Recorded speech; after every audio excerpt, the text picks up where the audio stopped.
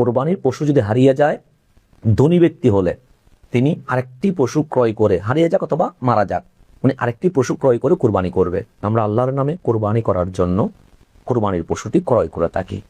মাঝে মাঝে দেখা যায় কোরবানির পশু হারিয়ে যায় অথবা বিভিন্ন কারণে কোরবানির পশু মারা যায়। এক্ষেত্রে কি করব? এক্ষেত্রে দুটি মাসালা আছে।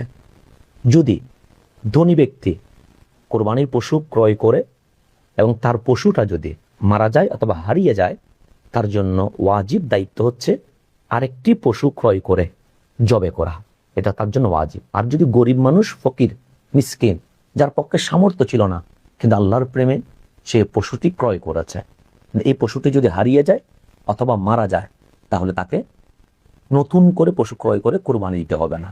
এক্ষেত্রে আরেকটি মাসালা আছে। যদি কোরবানির পশু হারিয়ে যায়, সেটা ধনী হোক অথবা গরিব হোক, উনি কোরবানির দিন দেখতে পেলেন হারিয়ে যাওয়া পশুটিও পাওয়া গেছে এবং আবার হারানোর কারণে পশু যেটা ক্রয় করছে সেটাও আছে, তখন ধনী ব্যক্তির উপর ওয়াজিব হচ্ছে দুইটা থেকে যে কোনো একটা কোরবানি করলে ওয়াজিব আদায় হয়ে যাবে।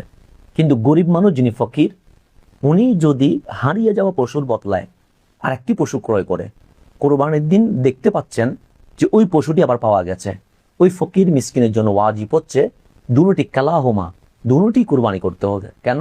কারণ ফকিরের উপর তো কোরবানি ওয়াজিব ছিল না, কিন্তু উনি নিজেই নিজের উপর কি করে নিয়েছে? ওয়াজিব করে নিয়েছে। সুতরাং এটা মান্নতের মাসালা হয়ে গেছে।